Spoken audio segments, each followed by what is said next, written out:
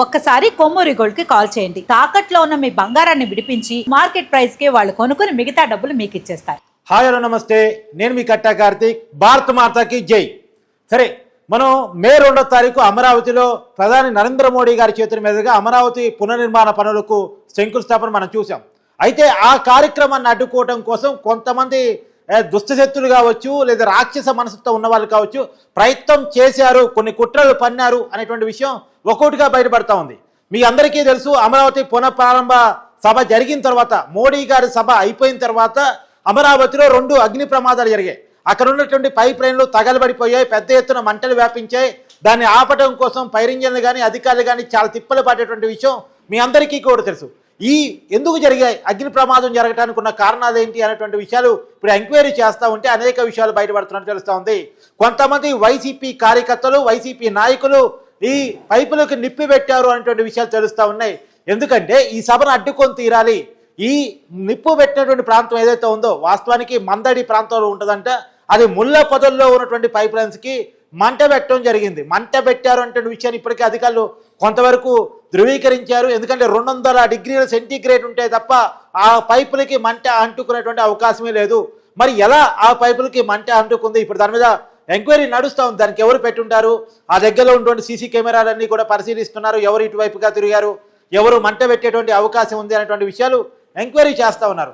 అయితే ఇప్పటికే కొన్ని ప్రాథమిక సమాచారం మేరకు కొంతమంది వైసీపీ కార్యకర్తలు ఈ సభను అడ్డుకునే దానికోసం ప్లాంట్గా చేశారు. మోడీ గారు హెలిప్యాడ్కి అతి దగ్గరలో, నిజానికి ఆ మంట సభ అయిపోయిన తర్వాత జరిగింది కాబట్టి సరిపోయింది, కానీ ముందుగా కనుక అనుకున్నట్టు మంట మీద పెట్టి ఉంటే మోడీ గారి హెలికాప్టర్ అక్కడ దిగేదే కాదు, మోడీ గారి పర్యటన రద్దయిపోయేది. అంటే అమరావతి పునఃప్రారంభ సభ ఆగిపోయి ఉండేది, ఆ కార్యక్రమం జరగకపోయి ఉండేది. ఆ కార్యక్రమాన్ని అడ్డుకోవడం కోసం జరిగిన కుట్ర అనేటువంటి విషయం తెలుస్తూ ఉంది. మరి ఏంటి వైసీపీకి ఇంత కక్ష? నిజానికి అదే సభకి మాజీ ముఖ్యమంత్రి, వైసీపీ నాయకుడి హోదాలో జగన్మోహన్ రెడ్డి గారు కూడా ఆహ్వానం ఉంది. జగన్మోహన్ రెడ్డి గారు ఆ పరిసర ప్రాంతాల్లోని నివాసం ఉంటారు. ఆయన పెద్ద తాడేపల్లి ప్యాలెస్ కూడా ఉంది, అందరికీ కూడా తెలుసు అది. అయితే తన ప్యాలెస్కి అతి సమీపంలో సభ జరిగినప్పటికీ జగన్మోహన్ రెడ్డి గారు ఆ సభా వేదిక దగ్గరికి రాలేదు, అమరావతి పునఃప్రారంభ సభలో పాల్గొనలేదు. జగన్మోహన్ రెడ్డి గారు అధికారంలో ఉన్నప్పుడు అమరావతిని కింది చేయడానికి ఎన్ని ప్రయత్నాలు చేశాడనేటువంటి విషయం అందరికీ తెలిసిందే. సరే, ఆ ప్రయత్నాలు బెడిసికొట్టాయి. తర్వాత మొన్న ఎన్నికల్లో ఓడిపోవడం జరిగింది. అధికారంలో ఉన్నప్పుడు కూడా ఆ పైప్ లైన్లు కావచ్చు, తీగలు కావచ్చు, ఎప్పుడైతే అమరావతి 2014 నుంచి 2019 వరకు నిర్మించడానికి తలపెట్టినటువంటి ప్రతి నివాసాన్ని కూడా జగన్మోహన్ రెడ్డి పరిపాలన కాలంలో నిర్వీర్యం చేయటం అయితే మనం చూసాం. వాస్తవానికి ఇప్పుడు తను కట్టలేదు, ఇప్పుడు కట్టే వాళ్ళని ఆఫ్ చేయడానికి ప్రయత్నాలు జరుగుతున్నాయా? ఒకప్పుడు పురాణాల్లో యజ్ఞాలు యాగాలు ఋషులు చేస్తూ ఉంటే ఆ యజ్ఞాలు యాగాలు కనుక సక్సెస్ అయితే ఫలితాలు వస్తాయి అని చెప్పేసి దాన్ని అడ్డుకోవడం కోసం రాక్షసులు తీవ్రమైన ప్రయత్నం చేసేవాళ్ళు. ఆ యజ్ఞాలు యాగాలు చేయకుండా ఏమేం చేయాలో అవన్నీ చేస్తుండేవాళ్ళు. ఒక రకం చెప్పాలంటే యజ్ఞంలో వచ్చి ఇసుక పోస్తుండేవాళ్ళు, లేదా మునురుని డిస్టర్బ్ చేస్తుండేవాళ్ళు, రకరకాల ప్రయత్నాలు చేస్తుండేవాళ్ళు. ఆ చెట్ట పొదలు నరికేసి వాళ్ళ మీద వేస్తుండేవాళ్ళు, ఇలా రకరకాలుగా చేస్తుండేవాళ్ళు. స్థితిగా మన పురాణాల్లో యజ్ఞాన్ని యాగాన్ని డిస్టర్బ్ చేయడానికి రాక్షసులు ఎలా చేశారో, ఇప్పుడు అమరావతి యజ్ఞాన్ని, ఆంధ్రప్రదేశ్కి రాజధాని తయారు చేయాలనేటువంటి ఒక యజ్ఞాన్ని డిస్టర్బ్ చేయడం కోసం అదే రకమైనటువంటి ప్రయత్నం నడుస్తుంది అనేటువంటిది ఇప్పుడు మన కళ్ళ ముందు కనపడుతున్నటువంటి విషయం. నిజానికి ఎంత దారుణం అండి. ఇప్పుడు ఆంధ్రప్రదేశ్ ఏర్పడి 2014 ఏర్పడింది, ఇవాళ 2025, దాదాపు 11 సంవత్సరాల రాష్ట్రం ఏర్పడి రాజధాని లేనటువంటి పరిస్థితి. 2014 నుంచి 2019 వరకు కట్టబడేటువంటి తాత్కాలిక సచివాలయంలోనే ఇప్పటికీ సచివాలయం నడుస్తుంది. జగన్మోహన్ రెడ్డి గారు కూడా అక్కడే సచివాలయం నిర్వహించి పరిపాలన కొనసాగించారు. తర్వాత చంద్రబాబు నాయుడు గారు తాత్కాలిక అసెంబ్లీగా కట్టిన భవనంలోనే జగన్మోహన్ రెడ్డి కూడా అసెంబ్లీని నడిపారు. జగన్మోహన్ రెడ్డి గారు ఒక ఇటుక పేర్చింది లేదు, ఒక బిల్డింగ్ కట్టింది లేదు, పైగా ఉన్నటువంటి దాన్ని పోలు చేసే ప్రయత్నం చేశాడు తప్ప. జగన్మోహన్ రెడ్డి గారి పరిపాలన అంతా కూడా చంద్రబాబు నాయుడు గారు కట్టిన సచివాలయంలోనే. జగన్మోహన్ రెడ్డి గారి అసెంబ్లీ సమావేశాలు, అంటే ఆయన పరిపాలన కాలంలో జరిగిన అసెంబ్లీ సమావేశాలన్నీ చంద్రబాబు నాయుడు గారు కట్టినటువంటి తాత్కాలిక అసెంబ్లీలోనే జరిగినటువంటి పరిస్థితి మనం చూసాం. ఒక అమరావతిని ముందుకు తీసుకుపోవడం కోసం ఒక్క పని కూడా జగన్మోహన్ రెడ్డి గారు చేయనటువంటి పరిస్థితి. పైగా 3 రాజధానుల పేరుతో అమరావతిని పూర్తి రాజధానిగా మేము గుర్తించట్లేదని చెప్పినటువంటి పరిస్థితి. నిజానికి అధికారంలోకి వచ్చే ముందు 2019 ఎన్నికల కంటే ముందు నేను అమరావతిలో ఇల్లు కట్టుకున్నాను, చంద్రబాబు నాయుడు గారు రెంటుకుంటున్నారు, నేను మాత్రం పర్మనెంట్ ఇల్లు కట్టుకున్నాను అంటే నా కమిట్మెంట్ చూడండి, నేను రాజధాని పట్ల ఎంత గట్టిగా ఉన్నాను, ఖచ్చితంగా అమరావతి రాజధానిగా ఉంటుంది అని చెప్పేసి 2019 ఎన్నికల ముందు అధికారంలో రావడానికి ముందు జగన్మోహన్ రెడ్డి గారు చెప్పారు. కానీ అధికారంలోకి వచ్చిన తర్వాత అమరావతిని మేము రాజధానిగా గుర్తించట్లేదు, కూటమి అప్పుడు టీడీపీ దీన్ని రియల్ ఎస్టేట్ వ్యాపారం చేసింది, మేము ప్రజలకు పంచిపెడుతూ అమరావతి భూములన్నింటినీ కూడా మేము 3 రాజధానులు నిర్వహిస్తాం, పరిపాలన వికేంద్రీకరణ చేస్తామని చెప్పారు. సరే 3 రాజధానులు అంటే అది ఎలా ఉంటుంది అని చెప్పేసి ప్రజలందరూ భావించారు. కానీ ఎక్కడా రాజధాని లేకుండా చేశారు. అది వైజాగ్ వాళ్ళు నిర్మించింది లేదు, అమరావతి కిరి చేశారు, తర్వాత కర్నూలులో వాళ్ళు హైకోర్టు పెట్టింది లేదు. అంటే ఏ రకమైనటువంటి ప్రయత్నం చేయలేదు, ఒక్క కంపెనీ కూడా రాష్ట్రాన్ని తీసుకురాలేదు, ఉన్న కంపెనీలు పాల్గొరారు, పెట్టుబడులు లేనటువంటి పరిస్థితిని మనం గత 5 సంవత్సరాల కాలంలో చూసాం. దాన్ని ప్రజలందరూ గమనించిన తర్వాతే మన ఎన్నికల్లో తీర్పు ఇవ్వడం కూడా జరిగింది. పైగా పెట్టుబడుల సంస్థ అని చెప్పేసి వాళ్ళ పార్టీ కార్యకర్తని లేదా వాళ్ళ పార్టీకి స్ట్రాటజీ టీమ్గా ఉన్నటువంటి వాళ్ళ పార్టీ కార్యకర్తని కూర్చోబెట్టి కోర్టేసి వీళ్ళే ఇండస్ట్రియలిస్టులు వచ్చారు, పారిశ్రామికవేత్తలు వచ్చారు, పెట్టుబడి పెడుతున్నారని చూపిన పరిస్థితి. అదే లంచ్ టైంలో వాళ్ళు పల్లెలు పట్టుకొని కొట్టుకోవడం చూసిన తర్వాత వీళ్ళు పారిశ్రామికవేత్తలేంద్ర స్వామి అని చెప్పేసి నెత్తి నోరు మొత్తుకున్నారు ఆంధ్రప్రదేశ్ ప్రజలు. పైగా అప్పుడు ఐటీ శాఖ మంత్రి ఉండేవాడు గుడివాడ అమర్నాథ్. ఆయన నువ్వెందుకు దావోస్ వెళ్ళలేదు, అక్కడ ఇండస్ట్రియల్ సాధి జరుగుతుంది కదా, అక్కడికి వెళ్ళి ఆంధ్రప్రదేశ్కు 2 కంపెనీలు తీసుకురావచ్చు కదా అంటే అక్కడ చలి ఎక్కువ ఉంది, నేను పోలేను కదా అని చెప్పేసి అన్నటువంటి పరిస్థితులు కూడా మనం గతంలో నవ్వుకున్నటువంటి పరిస్థితి. ఒక ఐటీ శాఖ మంత్రిగా ఉన్నటువంటి వ్యక్తి నవ్వులాటకి గురి అయినటువంటి పరిస్థితి మనం గతంలో చూసాం. కానీ ఇప్పుడు కూటమి అధికారంలోకి వచ్చిన తర్వాత కంపెనీలు రాబడుతూ ఉన్నాయి. వైజాగ్లో టీసీఎస్ ల్యాండ్ అవుతూ ఉంది, తర్వాత ఉర్సా కంపెనీ వైజాగ్లో ల్యాండ్ అవుతూ ఉంది. 2 లక్షల కోట్ల రూపాయల పెట్టుబడులకి సాక్షాత్తు భారతదేశ ప్రధాని నరేంద్ర మోడీ వచ్చి శంకుస్థాపన చేసినటువంటి పరిస్థితి మనం చూస్తూ ఉన్నాం. వైజాగ్ స్టీల్ ప్లాంట్ ప్రైవేటీకరణ ఆపుతున్నామని చెప్పేసి కేంద్రం ప్రకటించడం మనం చూస్తూ ఉన్నాం. వైజాగ్ రైల్వే జోన్ శాంక్షన్ అయినటువంటి విషయాన్ని కూడా మన కళ్ళ ముందు మనం చూస్తూ ఉన్నాం. తర్వాత అనేక కార్పొరేట్ కంపెనీలు అమరావతి వేదికగా పెట్టుబడి పెట్టేందుకు రావటం మనం చూస్తూ ఉన్నాం. ఏఐతో అటాచ్డ్గా ఏఐ టెక్నాలజీని, అది కూడా డీప్ ఏఐ టెక్నాలజీని ఆ అమరావతి వేదికగా పెట్టుబడులకి కేంద్రంగా మార్చాలని చెప్పేసి కూటమి ప్రభుత్వం చేస్తున్న ప్రయత్నం కూడా మన కళ్ళ ముందు కనపడతా ఉంది. అయితే ఈ ప్రయత్నం గతంలో చేయనటువంటి వైసీపీ ఇప్పుడు జరుగుతున్నటువంటి ప్రయత్నాన్ని అడ్డుకునే దానికోసం తనదైనటువంటి ప్రయత్నాలు చేస్తుందా అనేటువంటిది. నిజానికి ప్రపంచ బ్యాంకు ఇప్పుడు అమరావతికి లోన్ ఇచ్చింది, కానీ ఈ లోన్ అడ్డుకోవడం దానికోసం గతంలో ఏదైతే 2014 నుంచి 2019 మధ్యలో చంద్రబాబు నాయుడు గారు ముఖ్యమంత్రిగా ఉన్నప్పుడు ఏ రకమైన ప్రయత్నాన్ని ప్రపంచ బ్యాంకు లోన్ రాకుండా చేయాలో ఇప్పుడు కూడా అదే ప్రయత్నాలు చేసింది. లెటర్లో పెట్టింది ప్రపంచ బ్యాంక్కి, ఇది మునిగిపోయే ప్రాంతం, ఇది మునక ప్రాంతం, గట్టిగా వరద వచ్చినా గట్టిగా తుఫాను వచ్చినా ఈ అమరావతి అనేది కొట్టుకొని పోతూ ఉంటుంది, ఇక్కడ మీరు లోన్లు ఇవ్వద్దు అని చెప్పేసి ప్రపంచ బ్యాంకు లెటర్లో పెట్టారు.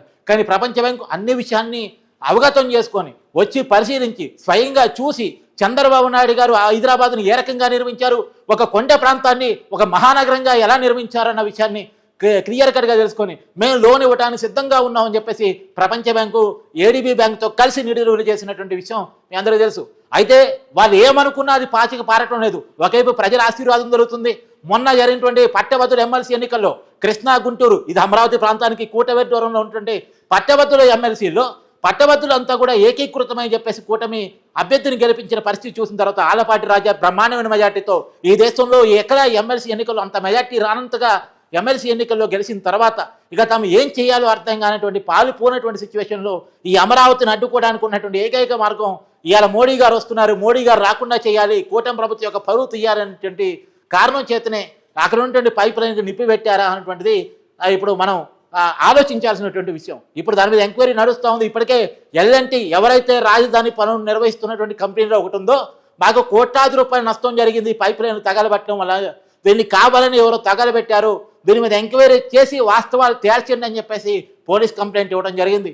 గతంలో కూడా ఎల్ఎన్టీకి సంబంధించినటువంటి అనేక ఆస్తులు ధ్వంసమై ఉన్నాయి జగన్మోహన్ రెడ్డి గారి పరిపాలనా కాలంలో. అంటే 2014 నుంచి 2019 వరకు అనేక పనులకి కాంట్రాక్ట్ వాడుకున్నటువంటి ఎల్ఎన్టీ 19 తర్వాత జగన్మోహన్ రెడ్డి గారు అధికారంలోకి వచ్చిన తర్వాత రాజధాని పనులన్నీ నిలిచిపోయాయి. దానికోసం వాడబడేటువంటి అనేక పరికరాలు ధ్వంసమైపోయాయి, ధ్వంసం చేయబడ్డాయి.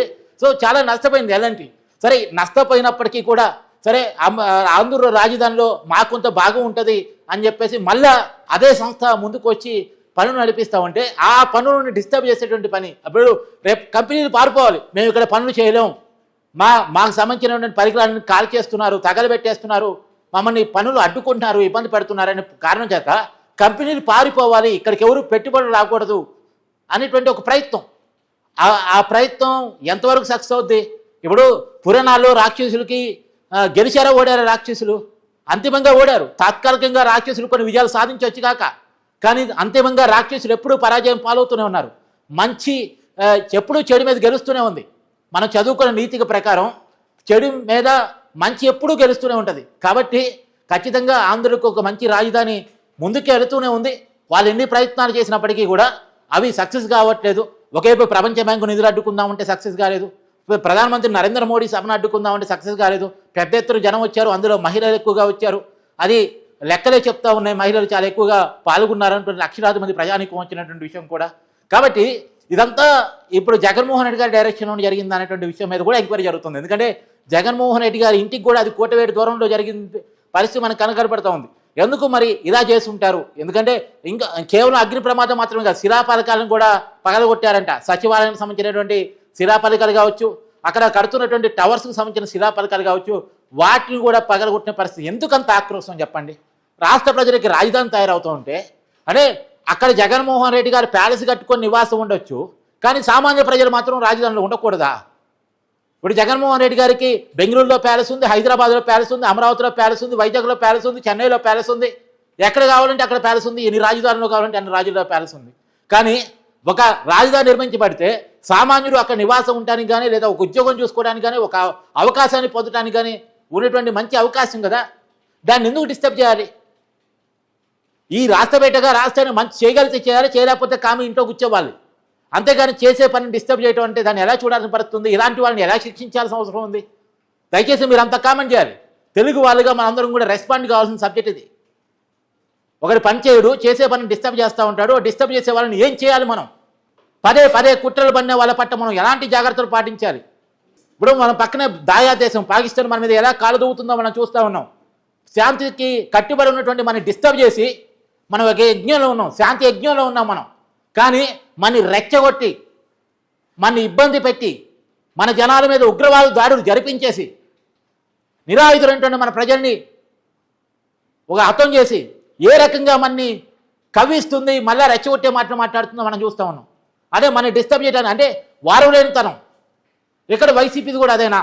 వారం లేనితనమేనా? ఎందుకంటే తమ కట్టలేదు, తమ ఫెయిల్ అయ్యారు పరిపాలనలో.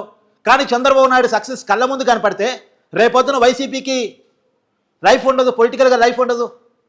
ఇవాళ మొన్న ఎన్నికల్లో ఏ రకమైన ఫలితాలు వచ్చాయో 2029లో కూడా అదే రకమైన ఫలితాలు, అంతకన్నా దారుణమైన ఫలితాలు కనుక వస్తే ఆ పార్టీ ఉనికికే ప్రమాదం ఏర్పడే అవకాశం ఉంటుంది. జగన్మోహన్ రెడ్డి గారికి రాజకీయ పార్టీ తక్షణ అవసరం. ఆయన మీద ఉన్న కేసులను రక్షించుకోవాలన్నా, ఆస్తులను రక్షించుకోవాలన్నా ఖచ్చితంగా ఆయనకు రాజకీయ పార్టీ అధికారం అనేది చాలా అవసరం. కానీ అలాంటి అధికారం కళ్ళ ముందు ఇక రాదు అని చెప్పేసి కనపడుతూ ఉంటే, తన కళ్ళ ముందు తన ఇష్టం లేని ప్రాంతం రాజధానిగా తయారవుతూ ఉంటే, తనకు నచ్చినటువంటి వాళ్ళు రాజధాని తయారు చేసి బ్రహ్మాండమైనటువంటి ఒక రాజధాని ఆంధ్రప్రదేశ్ ప్రజలకు అందిస్తూ ఉంటే, కంపెనీలు తీసుకొస్తూ ఉంటే, ఉద్యోగాలు క్రియేట్ చేస్తూ ఉంటే, ప్రజలందరూ బాగుపడుతూ ఉంటే అది ఓరవలేని తరం. దీన్ని ఖచ్చితంగా కూడా ప్రతి తెలుగువాడు కూడా స్పందించాలి. మీ అభిప్రాయాన్ని ఖచ్చితంగా కామెంట్ చేయండి.